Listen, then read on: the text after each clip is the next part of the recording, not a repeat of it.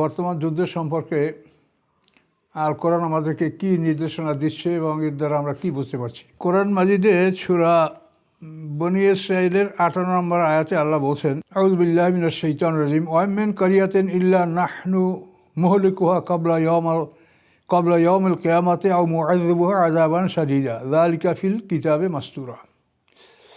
আল্লাহ বলেন, নয় কোনো জনপদ ইহা ব্যতীত যে আমি তাকে ধ্বংস করব কিয়ামতের পূর্বে, অথবা আমি তাকে কঠিন শাস্তি দিব, এবং এগুলি কানা যালিকা ফিল কিতাবে মাসতুরা, এবং এগুলি আমার কিতাবে লিপিবদ্ধ রয়েছে।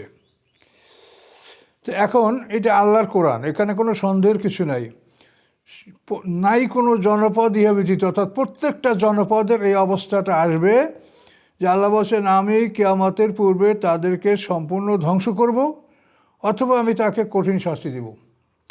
সম্পূর্ণ ধ্বংস করার ইতিহাস ইতিপূর্বে আমরা পেয়েছি, যেমন লুত সম্প্রদায়কে আল্লাহ সম্পূর্ণরূপে ধ্বংস করেছেন, কাউকে আল্লাহ বাকি রাখেন নেই। এভাবে ফেরাউন সম্প্রদায়কে আল্লাহ তাআলা সম্পূর্ণভাবে ধ্বংস করেছেন। তো এইভাবে কতক জাতিগুলিকে আল্লাহ তাআলা সম্পূর্ণরূপে ধ্বংস করেছেন এবং কতকগুলিকে আংশিক ধ্বংস করেছেন, কঠিন শাস্তি দিয়েছেন।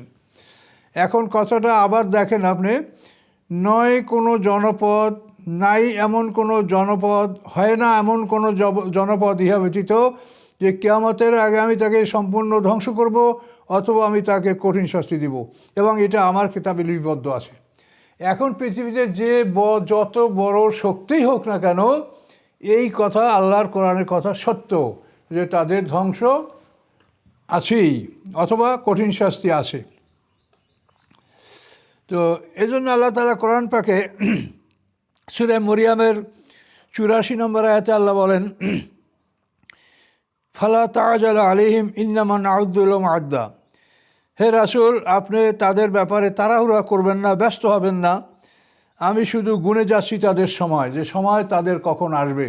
যেহেতু আল্লাহ তাআলা কাউকে একটা সময় দিলে সেই সময়টা আল্লাহ তাআলা প্রত্যাহার করেন না, উড্র করেন না। আল্লাহ কারোর সাথে ওয়াদা খেলাপ করেন না, কাফেরের সাথেও না। তো এই জন্য আল্লাহ বলেন যে আমি তাদেরকে একটা সময় দিয়েছি, কাজে আমি গণনা করছি যে সেই নির্ধারিত সময়টা কখন শেষ হবে, আমি কখন তাদেরকে পাকড়াও করব। তাহলে এই পৃথিবীতে যারা বড় বড় শক্তি, যারা মনে করে যে আমাদের সামনে আর কেউ নেই, আমরাই সব কিছু, কিন্তু আল্লাহর কোরআন যা বলেছে এতে কোনো সন্দেহ নাই, এরা ধরা পড়বেই। এখন কে কার হাতে ধরা পড়বে সেটা বলা যাচ্ছে না, কে কার হাতে ধরা পড়বে সেটা বলা যাচ্ছে না। তো এই জন্য এখন যে যুদ্ধটা পৃথিবীতে চলছে এটা খুব দুঃখজনক। তো আমরা এটা নিশ্চিত যে আল্লাহ তাআলা এদেরকে শাস্তি দিবেন। তো এই জন্য আল্লাহ তাআলা রাসূলকে ধৈর্য ধারণ করতে বলেছেন। বনী ইসরাঈলদেরকে আল্লাহ কোরআনে কী বলেছেন? বনী ইসরাঈলদের ব্যাপারে এই সূরায় বনী ইসরাঈল তো একটা সূরাই আছে, 15 পারা শুরু থেকে সূরা বনী ইসরাঈল। এই সূরার মধ্যে আল্লাহ বনী ইসরাঈলদের সম্পর্কে বলছেন যে আমি বনী ইসরাঈলদেরকে তাদের অত্যাচারের জন্য, জুলুমের জন্য, পৃথিবীতে অশান্তি সৃষ্টি করার জন্য আমি দুবার শাস্তি দিয়েছি। বনী ইসরাঈলদের প্রথম শাস্তিটা হয়েছে বক্তে নাসার এর মাধ্যমে। এই বক্তে নাসার কোন সময় আসছিল? এটা মূসা আলাইহিস সালামের ইন্তেকালের পরে ইউশা ইবনে নুন, কালেব ইবনে ইউকান্না, তারপর এদের আরও অনেক পয়গম্বর, অবশেষে আল্লাহর পয়গম্বর শিয়া আলাইহিস সালামকে যখন বনী ইসরাঈলকে হত্যা করে, শিয়া আলাইহিস সালামের পরে আল্লাহ তাআলা ওই জাতির পয়গম্বর আরমিয়াকে আল্লাহ তাআলা জাতির পয়গম্বর নিযুক্ত করেন। এই আরমিয়ার আমলে বনী ইসরাঈলরা বক্তে নাসার এবং তার সৈন্যদের মাধ্যমে এই বনী ইসরাঈল ধ্বংস হয়েছে, সম্পূর্ণ বিধ্বস্ত হয়েছে তারা।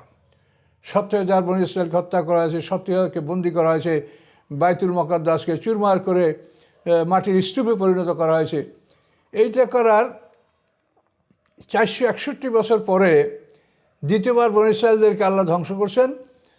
তখন বনী ইসরাঈলদের উপরে যে বাদশা আক্রমণ করেছিল সেই বাদশার নাম হলো সাখারিব বা সানজারিব, এবং তার সেনাপতির নাম ছিল বায়ুর জাজান। এরা বনী ইসরাঈলদেরকে ধ্বংস করছে। এই দুইশার ধ্বংসের কথা আল্লাহ তাআলা কোরআনে বলেছেন। এর পরবর্তীতে আল্লাহ বলেছেন আইন উত্তম অদনা, যে তোমরা দুবার পৃথিবীতে সীমা লঙ্ঘন করেছো, আমি দুবার তোমাদেরকে শাস্তি দিয়েছি, এরপরেও যদি তোমরা আবার পৃথিবীতে অশান্তি সৃষ্টি করো তো আমিও শাস্তি নিয়ে তোমাদেরকে ফিরে আসবো। এটা আল্লাহর কোরআনের কথা। তো এই বনী ইসরাঈলরা, এই ইহুদিরা কী অত্যাচার করেছে দেখেন। নির্মমভাবে তারা লক্ষাধিক মানুষ, এই যে তারা গাজা অঞ্চলে, জেরুজালেম অঞ্চলে, এইসব অঞ্চলে যে মুসলমানদের অঞ্চলে তারা লক্ষাধিক মানুষ, নিরপরাধ মানুষ হত্যা করলো, এবং এর জন্য পিছনে মদতদাতা হচ্ছে আমেরিকা। আর ইহুদি আর খ্রিস্টান দুটো একই জাতি, তারা একই বংশধর, একই জাতি তারা। তো এখন এই যে অবস্থাগুলির কথা আল্লাহ বলছেন, তো আমরা মানুষ, আমাদের মধ্যে ধৈর্য কম। আমি বলছি আমার মধ্যেও ধৈর্য কম। আর অনেকে তো অস্থির হয়ে যায় যে আল্লাহ তাআলা আর কখন শাস্তি দিবেন। আল্লাহ ওয়াদা করছেন শাস্তি দেওয়ার, এখনও শাস্তি দিচ্ছেন না কেন? কিন্তু আল্লাহর কাজ অতি ধীরে হয়। দেখেন আল্লাহর দরবারে একটা দিন হলো, এই পৃথিবীর বাইরে যখন এই পৃথিবীর সীমানা আমরা পার হয়ে যাই তখন একটা দিন হলো 1000 বছরের সমান। কাজে সেই হিসেবে আল্লাহর কাজগুলি মনে হয় যেন আল্লাহ তাআলা খুবই ধীরে ধীরে করছেন, কিন্তু আল্লাহর ওখানে যে দিন সেই হিসেবে খুব ধীরে ধীরে নয়, একটা নির্ধারিত নিয়মই আল্লাহ তাআলা তার কার্যক্রম পরিচালনা করছেন। তো এখন কোরআন থেকে আমরা যেটা জেনেছি তাতে আমরা নিশ্চিত যে এই পৃথিবীর বড় বড় শক্তিগুলি যারা এখনও বড় শাস্তি ভোগ করে নাই, তারা হয়তো সমূলে ধ্বংস হবে অথবা তারা কঠিন শাস্তি ভোগ করবে। আর বনী ইসরাঈলদের ব্যাপারে দুবার প্রতিশ্রুতি আল্লাহ পূরণ করেছেন, শাস্তি দিয়েছেন। তৃতীয় প্রতিশ্রুতি আল্লাহ তাদের সামনে আছে যে আর একবার তারা ভয়ঙ্কর শাস্তির সম্মুখীন হবে। এখন সেই শাস্তিটি কি ঈসা আলাইহিস সালাম পৃথিবীতে আসার পর হবে, ইমাম মাহদী আসার পর হবে, না তার আগে হবে, এই সময়টা তো আমরা বলতে পারছি না। আল্লাহ তাআলা এই সকল বিষয়গুলি অস্পষ্ট রেখেছেন। এটি হচ্ছে আল্লাহর কুদরত। তো এটা আল্লাহ কোরআনে যা বলছে তো অবশ্যই হবে, এতে কোনো সন্দেহ নাই, কিন্তু বিষয়টা আমাদের কাছে স্পষ্ট নয় যে কখন হবে। তো এখন আমরা পৃথিবীতে যারা মুসলমান, আমাদের কর্তব্য কী? আমরা মুসলমান, আমরা এই এখন শিয়াদেরকে হত্যা করা হচ্ছে, শিয়াদের উপরে অন্যায়ভাবে আক্রমণ করা হয়েছে। একটা শান্তি চুক্তির জন্য কথাবার্তা চলতেছিল, এই কথাবার্তা শেষ হতে না হতেই আমেরিকা অতর্কিতভাবে ইরানে হামলা করে দিয়েছে। এমনকি সে যে আমেরিকার যে সিনেটের অনুমতি নেওয়া, তারও অনুমতি সে না নিয়ে এই আক্রমণটা করেছে। অ্যাগ্রেসিভ অ্যাটাক আমেরিকাটা করেছে। এখন এই অ্যাটাকের জবাব দেওয়া তো ইরানিদের জন্য, সকল নারী পুরুষের জন্য এটার জবাব দেওয়া তাদের জন্য এটা ফরজ, তারা এটা করছে। কিন্তু আমরা মুসলমান, আমাদের ভূমিকা কি? মুসলমানদের 57টা রাষ্ট্র, তার মধ্যে 2-1টা বাদে আর সবাই ইরানের বিপক্ষে, প্রকাশ্যে গোপনে মোনাফেকের বেশ ধরে, উপরে লেবাস পোশাক এত সুন্দর, দেখলে মনে হয় যে হুজুর, পিসাব, কেবলা, কামেল, কিন্তু ভিতরে সব নেফাক, মুনাফেকি, ইহুদি খ্রিস্টানদের সাথে বন্ধুত্ব। কোরআনে আল্লাহ পরিষ্কার ভাষায় বলেছেন যে ইহুদি খ্রিস্টানদের সাথে বন্ধুত্ব করো না, যে করবে সে তাদের মধ্যে গণ্য। এই কথা স্পষ্ট থাকা পরেও মুসলমানরা তাদের রাষ্ট্রতন্ত্র ঠিক রাখার জন্য, তারা এই দুনিয়ায় সুখ ভোগ করার জন্য তারা আজকে ইরানের ধ্বংস তারা কামনা করছে। তার একটাই কারণ যে সমস্ত মুসলমানদের পিসাব হলো আমেরিকা, ইহুদি খ্রিস্টান, আর ইরান তাদেরকে পিসাব মানছে না। ওই তো ইরানকে ইরান সরাসরি বলছে যে ওদের সাথে আমাদের কোনো বৈঠক নাই, যা হবে তাই হবে। তারা যদি মরে যায় তো আল্লাহর কাছে এইভাবে উপস্থিত হবে তারা যে তারা ইহুদি খ্রিস্টানদের পক্ষ অবলম্বন করে নাই। আর আমরা অন্যান্য মুসলমানরা যারা চেহারা দেখলে মানে হুজুর, কামেল, কিন্তু এরা যখন হাসর ময়দান উঠবে তখন ইহুদি খ্রিস্টানদের সাথেই তাদের হাসর হবে, যেহেতু আল্লাহ পরিষ্কার বলেছেন অমাইয়া তাআল্লাহ মিনকুম ফাইন্নাহু মিনহুম, তোমাদের মধ্যে যে কেউ তাদের সাথে বন্ধুত্ব করবে সে তাদের মধ্যেই গণ্য, অর্থাৎ সে ইহুদি খ্রিস্টান, সে মুসলমান না। তাহলে মরবে সবাই।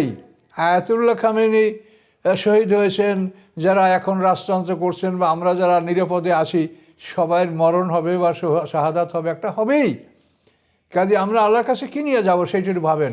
তার কারণ আমরা আসলে শুধু লেবাস পোশাক ছাড়া আমাদের মধ্যে ঈমান খুব কম মানুষের মধ্যেই আছে। মুসলমানরা দুনিয়া কামনা করে। উহুদের যুদ্ধের সময় যে একটা বিশ্বাস ভঙ্গ করছিল মুসলমানরা, যে 50 জন তীরন্দাজ, আর্চারি 50 জন তীরন্দাজকে যে উহুদ পাহাড়ে রুমাত পর্বতে রাখা হয়েছিল, আল্লাহ রসুল বলছিলেন যে আমরা জিতি কে হারি, যে কোনো অবস্থায় তোমরা স্থান ত্যাগ করবে না আমার আদেশ ছাড়া। প্রথম পর্বে যখন মুসলমানরাই যুদ্ধে জিতল, তখনই সবাই ওই লোকগুলি যে 50 জন আব্দুল্লাহ ইবনে জুবাইরের অধীনে ছিল, তারা বলল যে যুদ্ধ শেষ হয়ে গেছে, এখন আর আমাদের এখানে থাকার কী প্রয়োজন। তিনি বারবার নিষেধ করলেন যে আল্লাহ রসুলের আদেশ ছাড়া এখান থেকে আমরা নড়তে পারি না, আল্লাহ রসুল এটা বলেছেন। কিন্তু তারা 50 জনের 38 জন ওখান থেকে বের হয়ে গেল, 12 জন থাকলো মাত্র। এই ঘটনায় কোরআনে আল্লাহ আয়াত নাযিল করেছেন যে মিনকুম মায়ুরুদুদ দুনিয়া অমিনকুম মায়ুরুদুল আখেরা, যে তোমাদের কতক দুনিয়া কামনা করে এবং তোমাদের কতক আখেরাত কামনা করে। তো কোরআনের ভাষ্য যেটা প্রথম উল্লেখ করা হয় সেইটা সংখ্যা বেশি। তো মিনকুম মায়ুরুদুদ দুনিয়া, এটা আল্লাহ আগে বলছেন যে তোমাদের মধ্যে কতক দুনিয়া কামনা করে, অমিনকুম মায়ুরুদুল আখেরা, তোমাদের কতক পরকাল কামনা করে। তাহলে পরকাল কামনাকারীদের সংখ্যা কম, আর দুনিয়া তলবকারী দুনিয়া কামনাকারীদের সংখ্যা বেশি। এই আয়াত নাযিল হওয়ার পরে আব্দুল্লাহ ইবনে মাসউদ রাদিয়াল্লাহু তাআলা, বিশিষ্ট সাহাবী, তিনি বলেন যে এই আয়াত নাযিল হওয়ার পূর্বে আমি কোশ্চিনকালেও আমি চিন্তা করি নাই যে রাসূলের সাহাবী বা মুসলমানদের মধ্যে দুনিয়া কামনাকারী মানুষ আছে। এই আয়াত নাযিলের পরে আমার কাছে স্পষ্ট হয়ে গেল যে দুনিয়া কামনাকারী মানুষের সংখ্যা অধিক। মিনকুম মায়ুরুদুদ দুনিয়া অমিনকুম মায়ুরুদুল কাফেরা। তাহলে দুনিয়া কামনাকারী মুসলমান আমরা অধিক। কাজে এই মুসলমানদের পরিণতি আমাদের কি হবে? আজকে দেখেন আল্লাহ তাআলা যাদেরকে অভিশপ্ত বলেছে মাগদুবি আলাইহিম, এটা সমস্ত দুনিয়ার মানুষের কাছে স্পষ্ট যে মাগদুবি আলাইহিম মানে ইহুদি, দল্লিন মানে খ্রিস্টান, পথভ্রষ্ট। এখন এই দুইটা জাতির থেকে আমাদেরকে আল্লাহ তাআলা দূরে থাকতে বলেছেন। আর আমরা সমস্ত মুসলমানরাই বলতে গেলে যারা ক্ষমতাসীন, তারা সবাই, প্রত্যেকটা দেশেই ভালো ভালো মুসলমান আছে অসংখ্য, কিন্তু তাদের মুখ বন্ধ। এই সমস্ত ক্ষমতাসীন যাই এই মাগদুবি আলাইহিম এবং দল্লিন এদের অনুকরণকারী। কাজেই এই বিষয়টা আমরা আল্লাহর দরবারে আমরা কীভাবে উপস্থিত হব বলেন? আমাদের কি সমস্যা? শিয়ারা আমাদের কি ক্ষতি করছে? মুসলমানদের মধ্যে আমরা শুনি আমাদের কি দল নাই? আমাদের বাংলাদেশেও তো 100 ঊর্ধ্বে দল আছে, এবং আমাদের মধ্যে কোনো কোনো দল এমন আছে যারা স্পষ্ট শিরকে লিপ্ত। ওদের মধ্যে এরকম ভালো মন্দ আছে, ওদের মধ্যে এরকম শত শত দল আছে। কাজে এই জন্য আপনি তাদেরকে তো আর বলতে পারেন না যে আল্লাহ তাদের উপর অভিশাপ করছে বা আল্লাহ তাদের থেকে আমাদেরকে দূরে থাকতে বলছে, এমন কথা তো আপনি বলতে পারছেন না। কাজে আজকে তাদের ধ্বংস, আর আমরা মুসলমানরা প্রকাশ্যে গোপনে তাদের সহযোগিতা করছি। কাজে আমাদের পরিণামটা কি? আমরা কোন মুখে আল্লাহর দরবারে হাসর ময়দানে উঠব? আমি আপনাদেরকে অনুরোধ করছি, দেখেন যে আমরা যে দেশে বসবাস করি, এখানে আমাদের মাঝে হিন্দু আছে, খ্রিস্টান আছে, ইহুদি আছে, বৌদ্ধ আছে, বিভিন্ন জাতের লোকজন আমরা একসাথে বসবাস করছি। কোনো সমস্যা নাই। হিন্দুরা তাদের পূজা স্বাধীনভাবে করছে, ইহুদিরা তাদের ধর্ম পালন করছে, খ্রিস্টানরা তাদের বড়দিন পালন করছে, বৌদ্ধ পূর্ণিমা তারা পালন করছে, সবই তো সবাই করছে। তো আমাদের মধ্যে যদি শিয়া থাকে, তারাও তাদের দিন পালন তাদের মতে করুক। সেটা তো আল্লাহ তো কোরআনে বলেই দিয়েছেন লা ইকরাহা ফিদ-দীন, আমার এই দিনে কোনো জবরদস্তি নাই। কাজেই তোমাদের কাজ হচ্ছে মানুষকে সঠিকভাবে বলে দেওয়া, বুঝিয়ে দেওয়া তোমাদের কাজ। কাজে আমরা আজকে এমনভাবে নিষ্ঠুর কীরূপ হলাম যে আজকে এই একটা জাতি, তাদেরকে সমগ্র পৃথিবীর কাফেররা একত্রিত হয়ে তাদেরকে মারার জন্য এগিয়ে আসে, আর আমরা মুসলমানরাও সেই শত্রুদের সাহায্য করছি। কোন মুখে আমরা আল্লাহর কাছে উঠবো বলেন? এই কথাগুলির আপনি কী জবাব দিবেন? যে আপনার দেশে হিন্দু বসবাস করতে পারে, তাতে কোনো সমস্যা নাই, কেউ শিয়াকে হিন্দু দেশের খারাপ হলো? যে শিয়া দুনিয়াতে থাকতে পারবে না, তাদের দেশ থাকবে না, রাষ্ট্র থাকবে না, তাদেরকে একেবারে নির্মূল করা হবে, এই ধরনের চিন্তাভাবনা আপনারা মুসলমানরা কি করে করলেন? আমি এই জন্য সবাইকে বলি, শিয়া ভাইদেরকে বলি যে আপনারাও বিনয়ী হন, নম্র হন, আমরাও নম্র হই, এবং আমরা সহাবস্থানের কথা চিন্তা করি। আমাদের সবার সামনেই মৃত্যু আছে, সবার সামনে কিয়ামত আছে, সবার সামনে বিচার আছে। এই কথাগুলো একেবারে ভুলে গেলে তার পরিণামটা ভয়ঙ্কর হবে, অতি খারাপ হবে। পরকালের একটা দিন 1000 বছরের সমান। কার যদি 1 সপ্তাহ সাজা হয় সেটা হবে 7000 বছর, কারো যদি 1 বছর সাজা হয় সে সাজাটা সাজাটা দুনিয়ার হিসেবে 3,65,000 বছর তার শাস্তি হবে। এতে কোনো সন্দেহ আছে?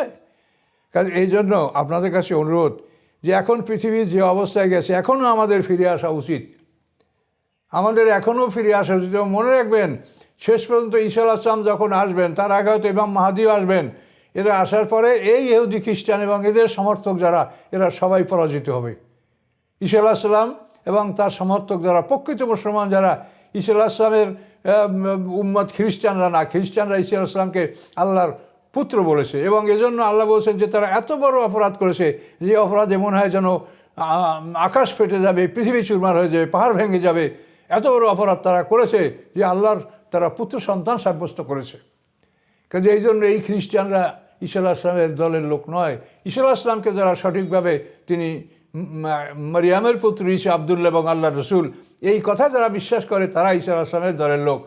এবং এ কথা আল্লাহর কোরআনের কথা যে ঈসা আলাইহিস সালামকে আল্লাহ তাআলা যখন আকাশে তুলে নিয়েছেন তখন আল্লাহ প্রতিশ্রুতি দিয়েছেন, ও জাইলুল্লাযীনা ইত্তাবাউকা ফাওকাল্লাযীনা কাফারু ইলা ইয়াউমিল কিয়ামা, যে হে ঈসা, তোমার অনুসারী যারা হবে কিয়ামত পর্যন্ত আমি তাদেরকে কাফেরদের উপরে রাখবো।